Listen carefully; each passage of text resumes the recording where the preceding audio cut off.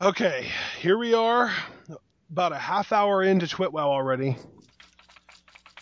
Yeah, it and we deserves a haven't we haven't discussed the worst segment on this card, the worst part of Raw tonight, the part that made me rethink life, rethink whether I want to be a wrestling fan or not. The Megan Miller segment. First of all, the WWE with this segment, without even mentioning her name, got Claire Lynch trending on Twitter. Wow. I'm not joking. Claire Lynch was trending worldwide on Twitter for, I would say, 5 minutes towards the tail end of this segment and right after it went off the air. That's crazy. I have 4 notes written down here about everything that I felt was wrong with this segment, so I'm going to just go over each one. The first thing that I do have written down is that they're going full Claire Lynch with this segment. And the thing that I really want to emphasize here is that this is going to absolutely destroy Daniel Bryan's momentum as a babyface. And we're talking faster than the Kane horror movie angle ever could have. Yeah. The only, and I mean the only, redeeming quality that this segment might ever end up having is if it becomes revealed that Stephanie or someone else, Nikki, I'm looking at you, paid this woman off to lie about her quote-unquote affair with Daniel Bryan. And even then, even if that does happen, it was a massive waste of time to ever do in the first place. My biggest problem with all of this, first of all, I don't even really know where to start. This was Well, so let me bad. help you to get started, John. What does the WWE claim to be? Not wrestling, but what? An entertainment company. Was this segment entertaining? Not even close. Now, this isn't me at all. I personally despise this type of TV, but you have come out and said that you can enjoy the occasional episode of trailer trash TV. Your Maury, your Jerry Springer, that kind of stuff. Right? Oh, absolutely, absolutely. You enjoy that kind of TV. So you would expect this segment to be targeted at you, but did you enjoy this segment? No, I did not. So not only were they targeting an audience that maybe isn't so big anymore, because let's face it, how many people still watch that crap? Right. But they aren't even doing a good job of targeting that audience. They're putting on crappier crap than the crap that those people watch. And here's why I think that failed, Ashton, if I may take the reins for a moment, is that wasn't even like the initial narrative, so to speak. Like, you know what Maury is. You know what Jerry Springer is. When this feud between Stephanie and Brie started, it was Brie defending the pride and dignity of her husband and not putting up with the crap that the Authority was dishing out to both Bryan and her, and soon her sister, Nikki. So that's fine, because again, it's just somebody else playing the role of standing up to the regime. This just goes from that, which is very simple, very straightforward, and because of that, that's where the efficacy comes from, is because it is simple and straightforward. And you convolute it with this crap, and I've had trouble articulating what one of my biggest problems with this thing was, but I'm just gonna put the words out, and maybe somebody can rearrange them better than I can here. Daniel Bryan doesn't even fit this kind of profile. No, and that's another problem. I didn't even have that problem written down, but it was a problem that was consistently coming up, not only in my mind, but also on Reddit and on Twitter. Daniel Bryan, dude, here's the thing. I would believe that Daniel Bryan killed that guy that tried to rob his house before I would believe that he's cheating on Brie. With anyone. I don't care. I mean, even frickin' Kate Upton knocked on his door naked, and he answered it, he would have said, "Oh, hi, you look nice, but I need to go have sex with my wife now." Yeah, it's not even because he is a babyface or just an all-around great guy. And I don't say this mean because I'm no looker either. This is not me trying to, pull a Tyler Breeze and put myself over. But Daniel Bryan doesn't even have, like, the look of, like, ladies banging on his door. Like, if it was a John Cena when they tried to do that same thing, like him having a relationship with AJ and then I guess just, her turning on him, like, it was a little bit more believable because it's John freaking Cena. He has that. I mean, look back to the whole thing that he had going on with Maria. Yeah, exactly. And, so that's there. Daniel Bryan, like, in any sense, I just feel like doesn't fit this kind of scenario. And it just got so bad because they made Megan seem like all tearful and this and that. And you know what, John? Here's another thing before you go on talking about this. Yeah, go on. Yeah, definitely. You're saying that you would have a hard time believing that, but let's all allow ourselves to remember WWE Daniel Bryan is a ladies' man. First it was the Bella Twins, then it was Gail Kim, then it was AJ, now it's Brie. That is true. He's he gets around pretty well, I guess, in that history. Still though, just and like the really hilarious thing is, yeah. And the really hilarious thing is, this whole time since his first angle with the Bella Twins, he's been with Brie the whole time. Yeah, they even said on episode 20, like, that's how it all started, and I thought that was hilariously adorable. Actually, I know though you had like a litany of other problems with this segment, so I'm gonna hand the reins back to you. Just keep going with what you really felt. Yeah, my second big problem with this was Stephanie McMahon, and she is the heel, which is why I'm kind of almost hesitant to point this out, because anything a heel says, you could come to it the defense of, oh, well, she's the bad guy, so anything she says should be despicable. But she said, Megan, you're the victim. And when she said that, it made me and you and just about everybody that was watching this think, oh God, they're going with the rape angle. And then when they didn't go for the rape angle, first of all, it was a relief. But in the other half of my mind, I was even angrier, because now all of a sudden this woman is the victim, despite the fact that she is having an affair with a guy who is married. Who's the real victim here? I mean, first of all, neither one of the people involved in the affair are the real victims. So if anybody is the actual victim, it would be Brie. Right. Now, I personally find it hard to believe that there is any victim in any kind of non-violent crime, and there is nothing violent about this, and it's not even technically a crime. It's just some religious crap that people came up with. But at the end of the day, if there is a victim, theoretically, it would be Brie. But right. In Stephanie's eyes, it's Megan. Right. And that, I mean, what do you really say to that? It makes absolutely no sense. I think it's Stephanie, however she can, and she did brilliant work last week. And I'll say, since they pulled the trigger on this, I don't even want to come down too hard on Stephanie, because I really believe she tried doing the best she could with the material given, but it just made everything look so stupid.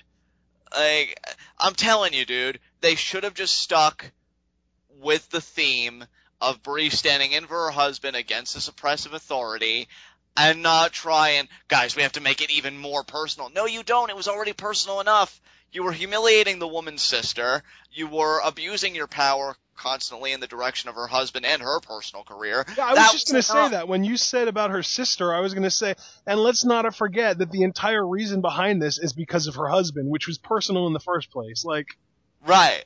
Unbelievable. You didn't have to take it. You didn't even have to have it in your mind to take it to another level, because really before all this, even though I know me and Ashton had a disagreement about how we felt like Brie carried herself in the contract signing, I was looking forward to this match.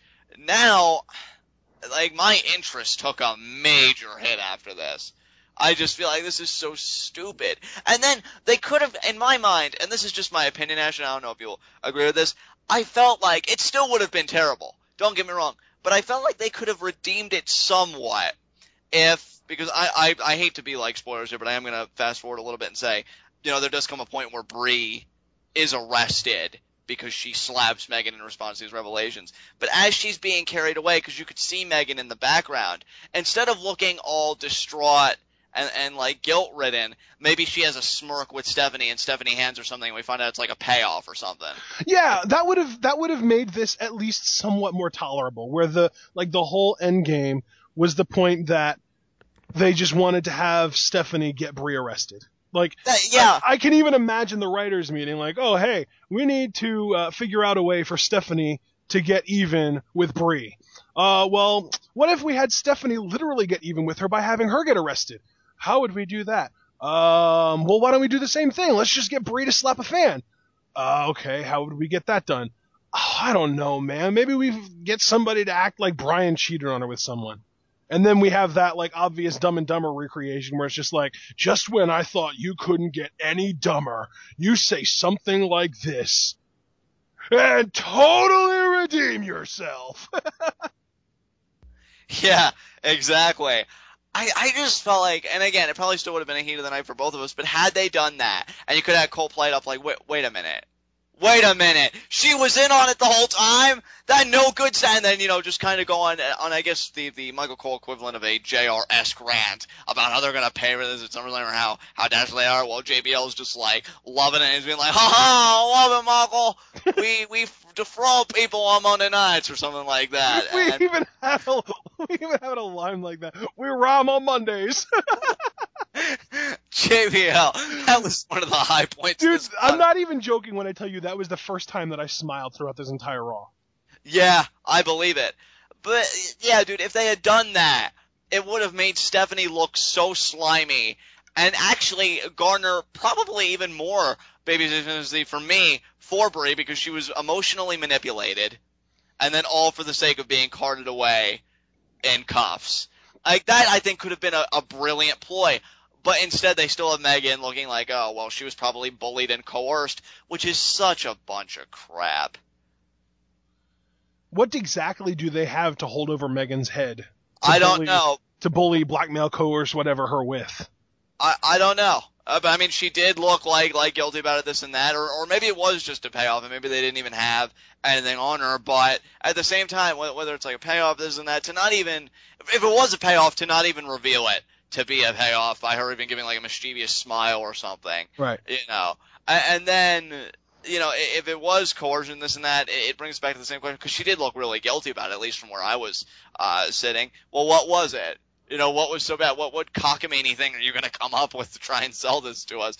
Just so stupid. And see, having discussions like this only proves one thing, absolutely. You should have never even done this to begin with.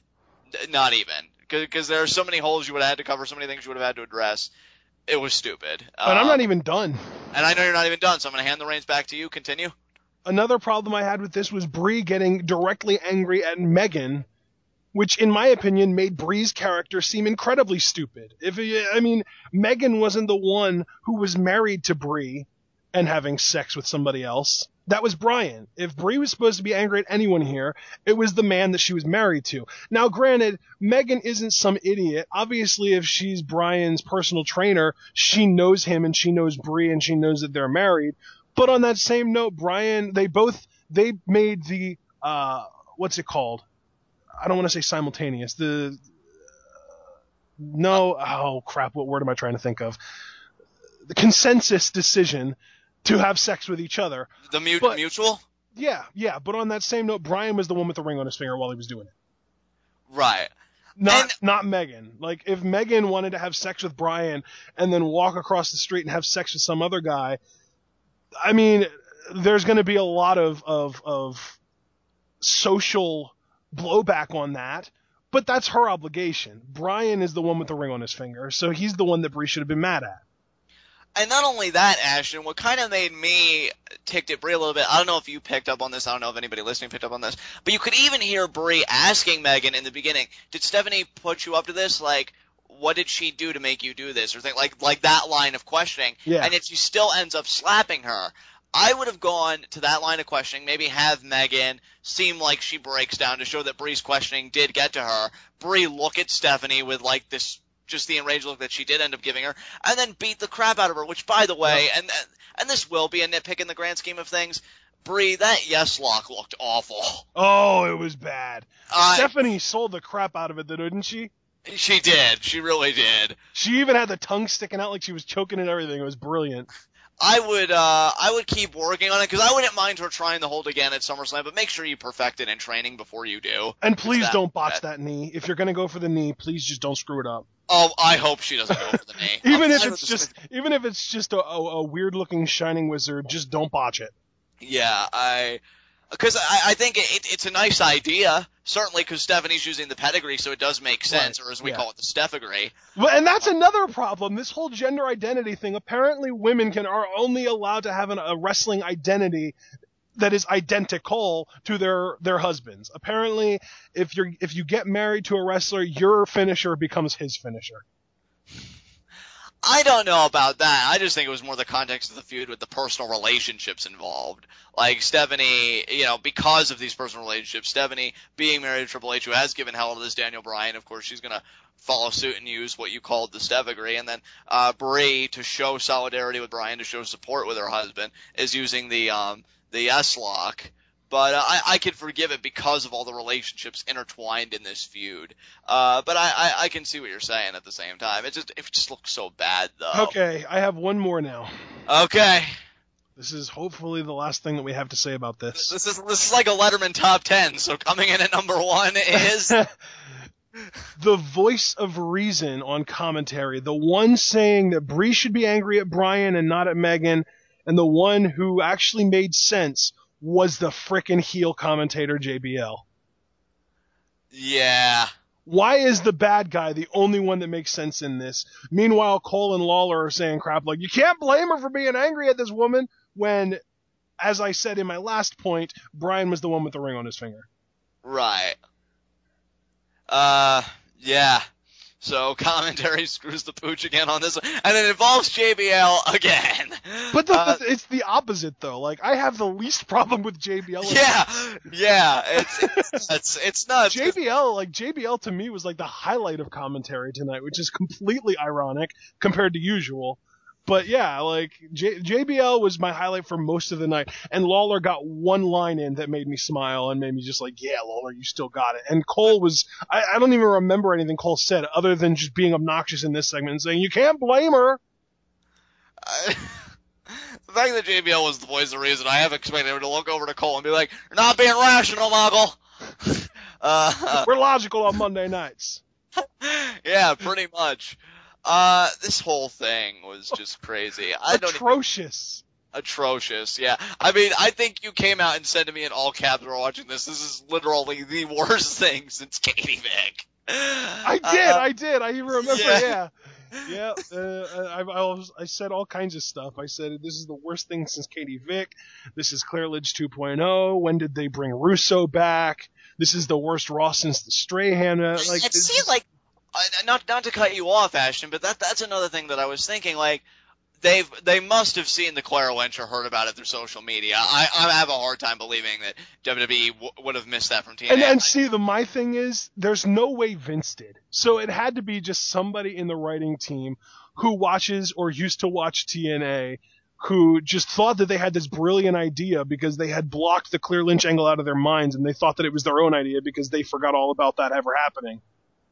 And not only the Claire Lynch thing, but what I was getting ready to say is that, like, I've seen interviews. I think I even saw a Triple H interview saying, like, how stupid he thought the Katie Vick storyline was. So why would you even go in that similar territory of, like, that trailer trash, tearing relationships apart, turning lives apart, kind of thing?